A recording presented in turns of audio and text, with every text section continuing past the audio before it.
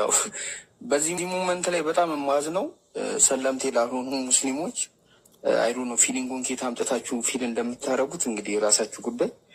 እኛ ግን ያው ፊል እናደርገዋለን እና እኔ እንጃ ማለት መስጊድ መግባት እሱንቶ ስጁድ ስትወርድ ያለው ስሜት ስጁድ በመውረድ ውስጥ ለዓለማቱ ጌታ ለዛ ለአንድ አምላክ ኢንፍሮንት ማለት ነው ላይ ቀጥታ ፊት ለፊት እኔ ለአንተ ሰግድልሃለሁ፣ እኔ ለአንተ አጎበድዳለሁ፣ እኔ በአንተ ላይ እመጀናለሁ፣ እኔ አንተን ብቻ ነው የምገዛክ፣ ሌላ ማንንም አልገዛም፣ እኔ አንተን ብቻ ነው የሚይዘው፣ አንተ ላይ ብቻ ነው የምመካው ብለክ ይሄንን መርጠክ ይሄንን ፈቅደ ልክ ስትደፋ ወላሂ ክርስቲያን እኮ እያለን እንሰግድ ነበር። እኔ ሰግድ ነበረ የስቅለት አካባቢ ህማማት ከገባ በኋላ ለሳምንታት ይሰገዳል እና ትዝ ይለኛል ትምህርት ቤት ተማሪ እያለን ምሳ ሰዓት ላይ ሄደን ምናምን እንሰግዳለን።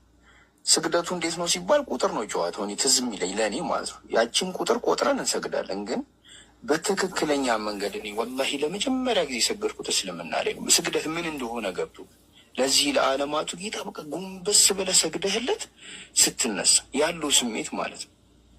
እዛ ራሱ ጃማው መካከል ራሱ መገኘቱ ራሱ ሌላ ስሜት ነው። እኔ ራሱ እንትን የለኝም እና ሰላት መስገድ ሌላ ነገር ነው። እኔ እንዴት ልበልማ በጣም ጉበዝ አይደለሁም ሰላት ላይ፣ ግን የሆነ ችግር ሲያጋጥም ምናምን በቃ የትም አልሄድም ማለት ነው።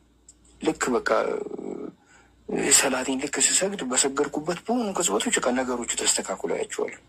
በቃ ኢቨን ራሱ ሰላት ሰግደክ ስትነሳ እዛ መስገጃው ላይ የሆነ ነገርን አራግፈ ስትወርድ ይሰማል። በቃ ርክፍ ብለህ በቃ ንጽት ብለህ ስትነሳ ይታያል ማለት ነው። እና እሱ ሌላ ነው። እና ያው ከዚህ በፊት እንደተናገር ነው እኛ ሙስሊም የሆን ነው በነገራችን ላይ ሊመስላችሁ ይችላል። እንዲህ እንደምታዩት በቃ እንትን አሉት መረዙትና አሰለሙት እንደሚባሉ አይደለም። እንደገና እንደው በቃ ሴትም እኮ አፍቅሮ ነው እንደሚባለውም አይደለም። ወይ ደግሞ በቃ ሲፈላሰፍ በቃ እረፍ እየተባለ አልሰማም ብሎ ስርስራችሁ ሄዶ በቃ አሰለሙት እነዚህ የተረገሙት እንደተባለውም አይደለም። የመጀመሪያው በጣም ከባድ በጣም ስቃይ የሆነ ነገር አለ። እሱ ደግሞ ከክርስትና መውጣት ነው። ከልጅነታችን ጀምሮ ያደግንበት የለመድናቸው በጣም ብዙ ነገሮች አሉ። ያንን ህብረት ለቀን ስንወጣ ራሱ ብዙ የምናጠው ነገር አለ። ጓደኝነት፣ ቤተሰብ፣ ብዙ ነገር በጣም ብዙ ነገር የሚያሳምም ነገር አለው። ቀልድ አይደለም። ደግሞ ወደ እስልምና ደግሞ ለመግባት ራሱ ያለው ውሳኔ ምን ያህል ከባድ እንደሆነ ልነግራችሁ አልችልም። ውስጣችሁ ወስኖ ራሱ ማለት ነው። ውስጣችሁ እኮ ወስኗል፣ ውስጣችሁ ሰልሟል። ግን ያቺን ሻሃዳ ለመያዝ ያለው ስቃይ ይህ ቀን ልነግራችሁ አልችልም። እኔ ትዝ ይለኛል አዲስ ሻሃዳ ለመያዝ የወሰነች ጊዜ ምን ያህል እንደተሰቃየች አመጠን ነው። እኔ እንዴት እንዳማጥኩ በቃ ተገድጄ ነው። በቃ ይሄ ራሴን አስገድደኝ ማለት ነው። በቃ ምክንያት አጣው ሻሃዳ ላለመያዝ ማለት ነው። እና ይህን ሁላ ርቀት ተጉዘን የመጣ ነው። በቃ የዓለማቱን ጌታ እነ አብርሃም፣ እነ ይስሐቅ፣ እነ እስማኤል፣ እነ ያዕቆብ በብቸኝነት ሲያመልኩ ሲገዙት የነበረው ያ አምላክ የዓለማቱ ጌታ ሰማይን ምድርን፣ በሰማይ ውስጥ በምድር ውስጥ ያለውን ሁሉንም ነገር የፈጠረ የሚያስተነባብር በፈጣሪነቱ ላይ ፍጡርነት የሌለበት፣ በኃያልነቱ ላይ እሱን የሚያዘው ሌላ አለቃ የሌለበት፣ በጠባቂነቱ ላይ እንቅልፍ የሌለበት፣ እንዴ ደከመኝ አንዴ ልረፍም አይል፣ በአንድነቱ ላይ ሁለትነትም ሶስትነት የሌለበት፣ እሱ የሁሉም መጠጊያ መመኪያ የሆነ፣ እሱ ሌላ የሚጠገው የሚመካ የሌለው ማለት ነው። ምሳሌ የሌለው እንዲህ ተብሎ የማይመሰለው የዓለማቱ ጌታ የአንድ ከጥንት የነበረ ወደፊትም የሚኖር ሁሉንም የፈጠረ አንድ አምላክ አለ። እሱ ደግሞ አላህ ይባላል። ከድሮ ጀምሮ ከጥንት ጀምሮ ነቢያቶች ሲገዙት ሲያመልኩት፣ ነቢያቶች ሲገደሉለት ሲሞቱለት፣ ስንት ርቀት ሲጓዙለት የነበረ የዚህ የዓለማቱ ጌታ ፍቅር ይዟቸው ስንት ዋጋ የከፈሉ ስንት ዋጋ ከፍሎ ለእኛ ያቀበሉን እሱን የዓለማቱን ጌታ ለመገዛት ብቻ ነው የሰለምነው። በቃ ልንገዛው ልናመልከው፣ ሌላ ነገር አይደለም። መገዛት በቃ እሱን ልንታዘዘው። እኛ አላህን የፈጠረን ከአላህንን፣ ከዛ አላህን እንገዛለን ለአላህንን። ከዛ ከሞትንም በኋላ ደግሞ ወደ አላህ ነው የምንመለሰው። ከአላህ ለአላህ ወደ አላህ ነው። ለዚህ ብለን ሰልመናል። በመስለም ውስጥ ያለውን ሰላም እኔ እንግዲህ ይሁን ሞክሩት ነው የምለው። ወላሂ እንኳን ካፊሮች ወገኖቻችን ይቅርና በመስለም ውስጥ ያለውን ሰላም ሙስሊሞች ራሱ ያረዱትም ያልሰለሙ ሰዎች ምን ያህል ማለት የብርሃንን ጥቅም የሚያውቀው በጨለማ ውስጥ የቆየ ብቻ ነው። ያ ብርሃን ውስጥ የነበረማ የብርሃንን ጥቅም እኮ ያውቃል። ግን በምን አይነት ጨለማ ውስጥ እንደነበርን በምን አይነት እንትን አስቸጋሪ ነገር ውስጥ እንዳለን እኛ ስለምናውቅ ስለምናስታውስ ያው የብርሃኗን ጥቅም እናውቃታለን።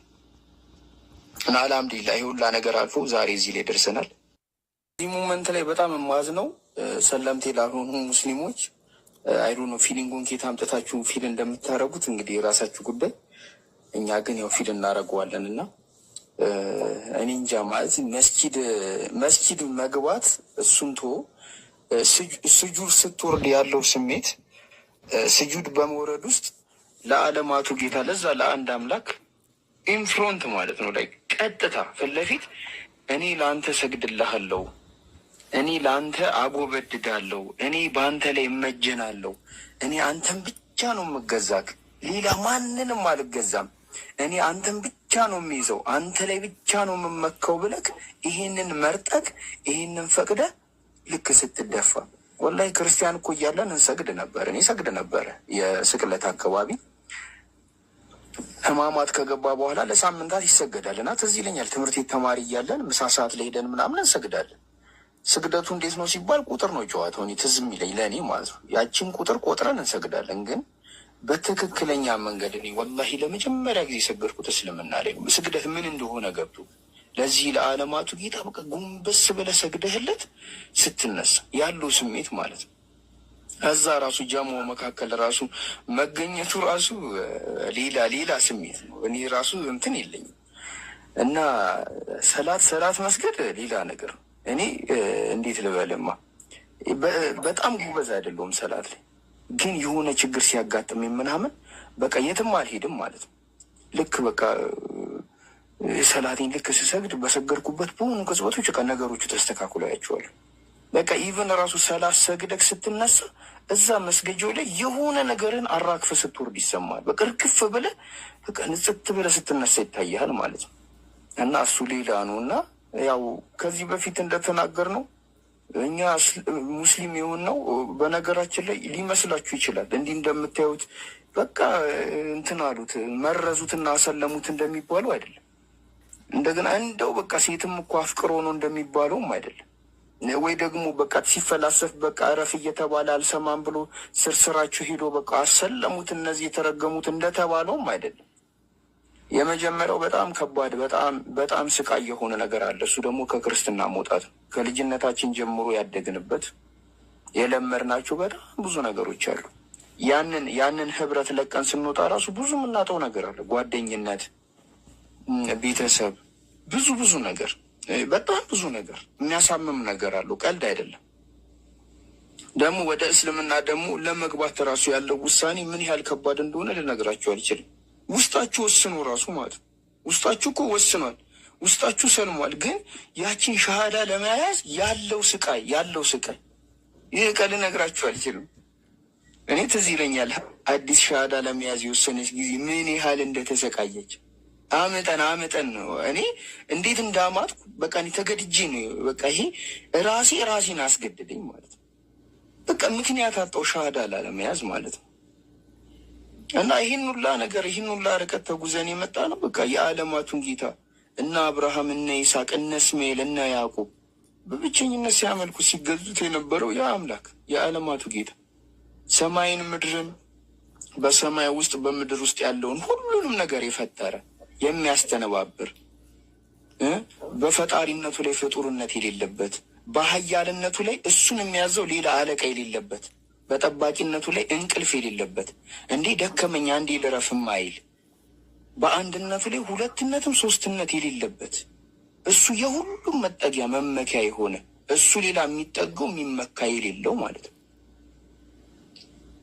ምሳሌ የሌለው እንዲህ ተብሎ የማይመሰለው የዓለማቱ ጌታ የአንድ ከጥንት የነበረ ወደፊትም የሚኖር ሁሉንም የፈጠረ አንድ አምላክ አለ። እሱ ደግሞ አላህ ይባላል።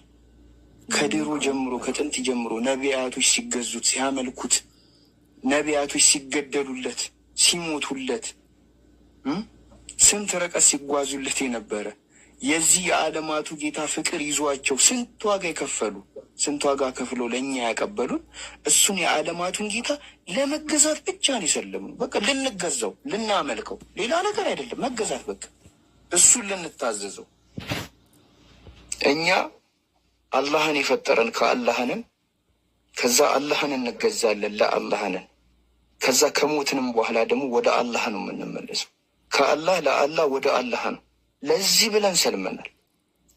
በመስለም ውስጥ ያለውን ሰላም እኔ እንግዲህ ይሁን ሞክሩት ነው የምለው። ወላሂ እንኳን ካፊሮች ወገኖቻችን ይቅርና በመስለም ውስጥ ያለውን ሰላም ሙስሊሞች ራሱ አይረዱትም። ያልሰለሙ ሰዎች ምን ያህል ማለት የብርሃንን ጥቅም የሚያውቀው በጨለማ ውስጥ የቆየ ብቻ ነው። ያ ብርሃን ውስጥ የነበረማ የብርሃንን ጥቅም እኮ ያውቃል። ግን በምን አይነት ጨለማ ውስጥ እንደነበርን በምን አይነት እንትን አስቸጋሪ ነገር ውስጥ እንዳለን እኛ ስለምናውቅ ስለምናስታውስ ያው የብርሃኗን ጥቅም እናውቃታለን። እና አልሐምዱሊላህ ይህ ሁላ ነገር አልፎ ዛሬ እዚህ ላይ ደርሰናል።